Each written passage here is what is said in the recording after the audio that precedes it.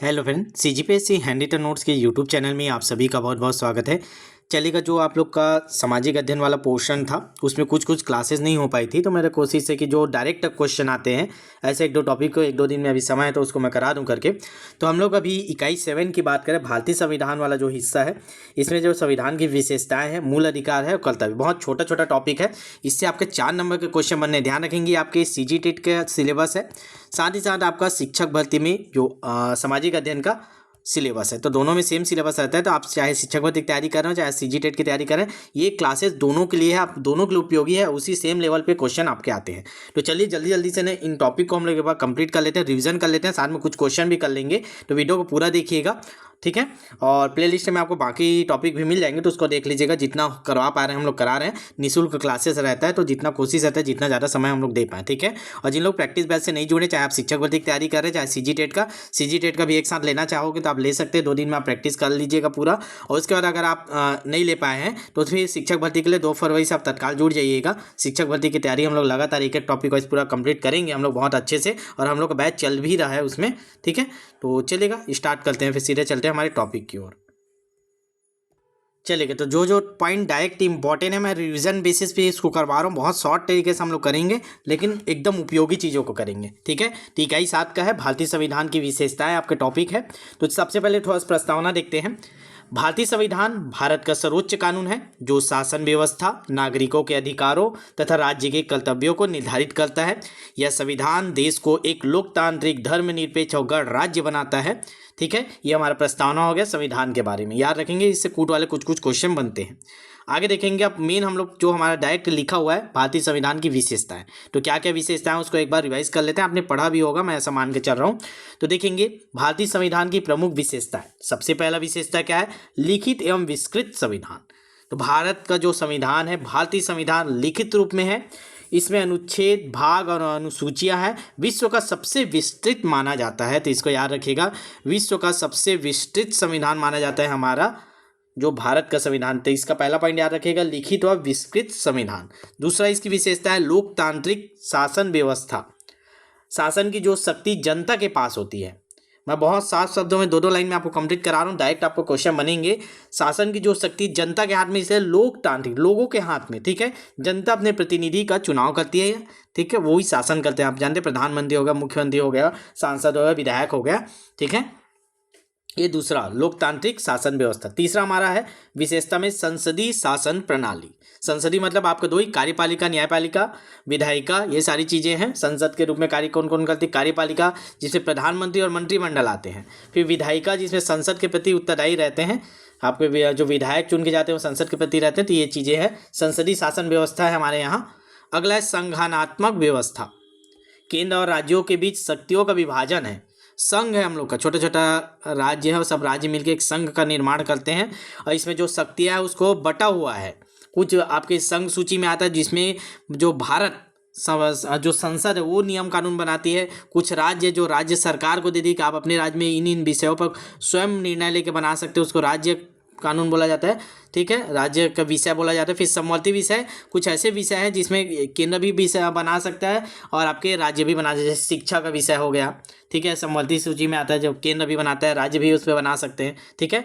तो संगठनात्मक व्यवस्था है हमारे यहाँ, जो शक्तियों का विभाजन राज्यों में, केंद्रों में बटा हुआ है, ठीक है। चलिए अगला पॉइंट देखेंगे, धर्मनिरपेक्ष राज्य है हमारे यहाँ। राज्य का कोई भी धर्म नहीं है, सभी धर्मों को समान सम्मान दिया जाता है यहाँ। अगला हमारी विशेषता है स्वतंत्र न्यायपालिका। स्वतंत्र न्यायपालिका में क्या है आपका? न्यायपालिका संविधान की रक्षक, न्यायिक पुनर्वलोकन की शक्ति प्रदान करती है। देखिए, स्वतंत्र न्यायपालिका मतलब आप लोग समझ रहे हैं, हमारे यहाँ हाई कोर्ट है, सुप्रीम कोर्ट है, ठीक है। और अगर कोई हाई कोर्ट कुछ फैसला दिया तो सुप्रीम कोर्ट में उसको फिर से विचार के लिए लगाते हैं, पुनरावलोकन होता है। इस प्रकार से बहुत सारी सुविधाएं, स्वतंत्र न्यायपालिका है, किसी के बंद में नहीं है ये हमारा, ठीक है। अगला देखते हैं मौलिक अधिकार। मौलिक अधिकार नागरिकों को स्वतंत्रता, समानता, राज्य की शक्ति पर नियंत्रण करने के लिए एक मौलिक अधिकार बनाया। नहीं तो ऐसे में क्या होगा, राज्य चाहे तो कोई आप सरकार बन गया, वो चाहे जनता का पूरा शोषण कर देगी फिर, ठीक है। तो इससे आप बचने के सीधा हाईकोर्ट जा सकते हैं ना, आप शासन के विरुद्ध भी। तो इसीलिए राज्य शक्ति पर नियंत्रण करने के लिए, सभी नागरिकों को स्वतंत्रता, समानता देने के लिए मौलिक अधिकार की व्यवस्था की गई। आपके मौलिक अधिकारों को कोई छीन नहीं सकता, ठीक है। चलिए आगे देखते हैं। एकल नागरिकता, पूरे देश के लिए एक ही नागरिकता है राष्ट्रीय एकता को बढ़ावा देने के लिए, कि हम भारत के नागरिक कहते हैं। हम ये नहीं बोलते कि हम छत्तीसगढ़ के नागरिक हैं, हम इस फलाना राज्य के नागरिक हैं, नहीं बोलते। हम पूरा ओवरऑल बोलते हैं कि हम पूरे भारत के नागरिक हैं।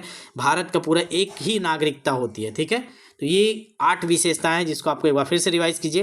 फिर से कैसे क्वेश्चन बनते हैं उसको भी कुछ क्वेश्चन भी करेंगे। पहला, लिखित एवं विस्तृत संविधान। दूसरा है लोकतांत्रिक शासन व्यवस्था। तीसरा है संसदीय शासन प्रणाली। चौथा संगठनात्मक व्यवस्था। और पांचवा आपके धर्मनिरपेक्ष राज्य। छठवां आपके स्वतंत्र न्यायपालिका। सातवां है आपके मौलिक अधिकारों की व्यवस्था। आठवां आपके एकल नागरिकता, ठीक है। तो ये हमारे हो गए। अब कुछ क्वेश्चन पे आते हैं, कैसे क्वेश्चन बनते हैं ताकि आपको समझ में आए, ठीक है। छोटा सा टॉपिक था, छोटा छोटा लेना है आपका। 2-3 वीडियो अभी मैं कोशिश कर रहा हूँ बन जाए इस पर, और आपको अपलोड हो जाएगा तो आप लोग देखेंगे जरूर पूरा, ठीक है। चलिए पहला क्वेश्चन देखते हैं। भारतीय संविधान किस प्रकार का है? अलिखित, मिश्रित, लिखित, मौखिक। तो सभी पता है ऑप्शन नंबर सी आएगा, लिखित संविधान। भारत का जो संविधान है वो लिखित है, ठीक है, ऑप्शन नंबर सी। अगला क्वेश्चन, भारत में शासन शक्ति किस में निहित है? राष्ट्रपति में, संसद में, जनता में, न्यायपालिका। बताइए भारत में जो शासन की शक्ति किस में निहित है? आप बोलेंगे संसद में, क्योंकि वो कानून बनाती है। तो ऐसा नहीं है। हम लोग ने पढ़ा ना कि यहाँ लोकतांत्रिक गणराज्य मतलब जनता ही मेन है। तो इसमें आएगा ऑप्शन नंबर सी, जनता, क्योंकि यही प्रतिनिधि चुन के भेजती है, सांसद विधायक वो जाके फिर नियम बनाते। तो कहीं ना कहीं मूल अगर आप रूप देखेंगे शक्ति हमारी जनता के हाथ में, ठीक है। ऑप्शन नंबर सी इसका सही आंसर होगा। चलिए अगला क्वेश्चन,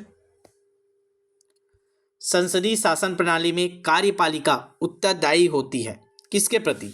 जो कार्यपालिका भी हम लोग ने पढ़ा था ना, प्रधानमंत्री हो गया, राष्ट्रपति हो गया, और इधर विधायिका हो गया संसद के प्रति। तो इसमें पूछा है जो किसके प्रति होता है? राष्ट्रपति के प्रति, जनता के प्रति, न्यायपालिका प्रति, विधायिका के प्रति। तो जो संसदीय शासन प्रणाली में कार्यपालिका पूछा है, कार्यपालिका ये किसको जवाब देती है, किसके लिए जवाबदेही है, किसके लिए उत्तरदायी है, ठीक है। तो इसका आंसर हो जाएगा विधायिका के प्रति। ऑप्शन नंबर डी इसका सही आंसर है, ठीक है। चलिए अगला क्वेश्चन, धर्मनिरपेक्षता का अर्थ क्या है? धर्म विरोध, एक धर्म, सभी धर्मों को समान सम्मान, धर्महीनता। क्या आएगा आंसर? कमेंट करिए आप लोग। क्वेश्चन को ना आप लोग बस देखा मत कीजिए, कमेंट किया करें, भले सही रहे चाहे गलत। उससे क्या होता है, आप अगर टाइप किए रहते हैं ना तो लंबे समय तक आपके दिमाग में छप जाता है, ठीक है। तो इसमें आप सभी पता है ऑप्शन नंबर सी ही आएगा, सभी धर्मों को समान सम्मान, ठीक है। चलिए अगला क्वेश्चन, इंपॉर्टेंट क्वेश्चनों को लिया ताकि आपको एक पैटर्न समझ में आएगा। यही नहीं कि यही एग्जाम में आएगा, लेकिन आपको ये हो जाएगा, आप एक बार पढ़ के गए हैं तो घुमा के यही सारे कुछ क्वेश्चन को नए शब्दों में पूछा जाता है। अगला, संघात्मक व्यवस्था का अर्थ क्या है? केवल केंद्र शासन, केवल राज्य शासन, केंद्र व राज्य दोनों, पंचायत शासन। संघात्मक व्यवस्था का अर्थ क्या है? चलिए बताइए। संघ मतलब आपको अभी बताया कि राज्य भी रहेगा और संघ भी रहेगा, मतलब दोनों, केंद्र और राज्य दोनों, ठीक है। इसमें हो जाएगा ऑप्शन नंबर सी, केंद्र और राज्य दोनों मिलकर संघात्मक शासन व्यवस्था बनाते हैं। अगला क्वेश्चन, संविधान की रक्षा कौन करता है? संविधान की रक्षा कौन करता है? संसद, राष्ट्रपति, न्यायपालिका, मंत्रिमंडल। चारों ऑप्शन आपके सामने है, जल्दी बताइए संविधान की रक्षा कौन करता है? चलिए जल्दी बताएंगे। तो भारत में आप सभी पता है कि अगर कोई कानून भी बना देते हैं तो उसको न्यायपालिका चैलेंज कर देती है। तो ऑप्शन नंबर सी आएगा, न्यायपालिका।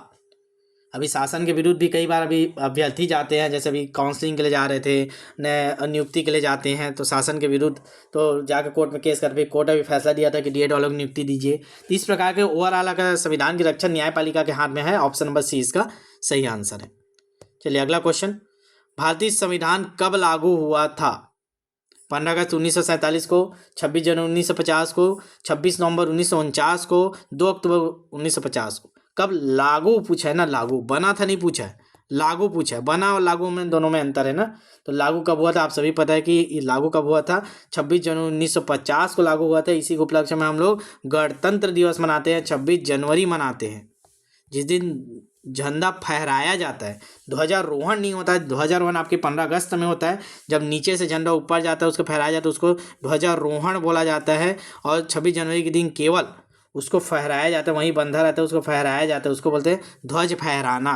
तो 26 जनवरी को ध्वज फहराया जाता है इसी के लिए, क्योंकि उस दिन संविधान लागू हुआ था 26 जनवरी 1950 को, ठीक है। चलिए और क्वेश्चन कुछ बचे। भारत में नागरिकता है, कैसी नागरिकता है भारत में? भी हम लोग विशेषता पढ़ें, द्वैध है, 2 प्रकार की, राज्य आधारित है, एकल है, सीमित है। तो आप सभी पता है कि हमारे यहाँ एकल नागरिकता है, ऑप्शन नंबर सी आएगा, भारत में नागरिकता एकल है। चलिए अगला क्वेश्चन, न्यायिक पुनरावलोकन किससे संबंधित है? विधायिका से, न्यायपालिका से, कार्यपालिका से, राष्ट्रपालिका से। तो आप लोगों ने न्यायिक पुनरावलोकन शब्द कहाँ पे सुना है, किससे संबंधित सुना है? तो ये आपका हो जाएगा ऑप्शन नंबर बी, न्यायपालिका। न्यायपालिका ही न्यायिक पुनरावलोकन की शक्ति रखती है, किसी भी फैसले को दोबारा उसको बदल सकती है, ये सारी चीज़ें आती हैं, ठीक है। ऑप्शन नंबर बी आएगा, न्यायपालिका, ठीक है। चलिए लास्ट क्वेश्चन है क्या और? चलिए अगला, भारतीय संविधान किस देश में सबसे अधिक प्रभावित है?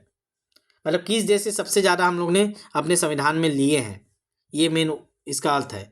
किस देश के संविधान को देख के हम लोग ने अपने संविधान में, भारतीय संविधान में उसको डाला सबसे ज़्यादा? फ्रांस से, अमेरिका से, ब्रिटेन से, रूस से। तो सबसे ज़्यादा हम लोग ने कहाँ से प्रभावित होकर अपना संविधान निर्माण किया है? तो इसका सही आंसर हो जाएगा ऑप्शन नंबर सी, ब्रिटेन, ठीक है। चलिए तो इतने ही क्वेश्चन थे। आपको अब एक पैटर्न समझ में आया होगा कि हमको भारतीय संविधान की विशेषता के अंदर किस प्रकार क्वेश्चन पूछे जाते थे करके।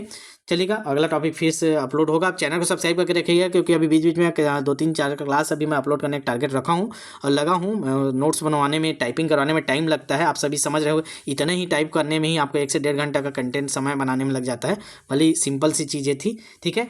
तो जिन लोग भी CGTET का अभी तक नहीं ले पाए, लेना चाहे ले सकते हैं, 2 दिन में भी आप प्रैक्टिस कर सकते हैं। उसके बाद आपको 2 फरवरी से, ध्यान रखेंगे, शिक्षक भर्ती बैच से आपको तत्काल जुड़ जाना है।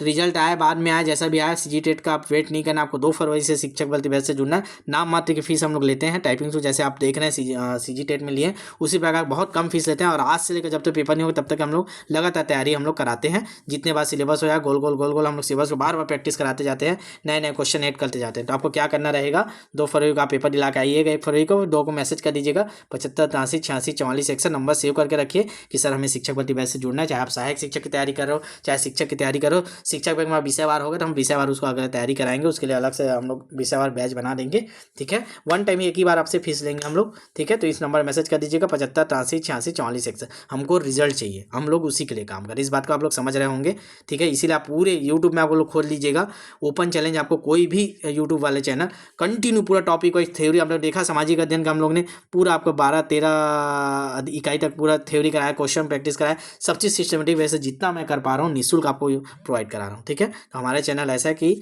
आपको रिजल्ट से हमको मतलब है, तो दबा के हमको रिजल्ट दीजिए इस बार। और जितने लोग भी टेट दिला के आएंगे, आप लोग का जिनका जिनका क्लियर होगा, अपना रिजल्ट आएगा, उसका रिजल्ट भेज के आप हमें जरूर सूचना दीजिएगा, सर आपसे पढ़े थे तो हमारा इतना इतना नंबर आया, हमारा क्लियर होगा करके, ताकि हम लोग और अगले बार तैयारी कराने में उस प्रकार से और मेहनत कर पाएँ, ठीक है। चलिए मिलते हैं अगले वीडियो में, तब तक ऑल द बेस्ट।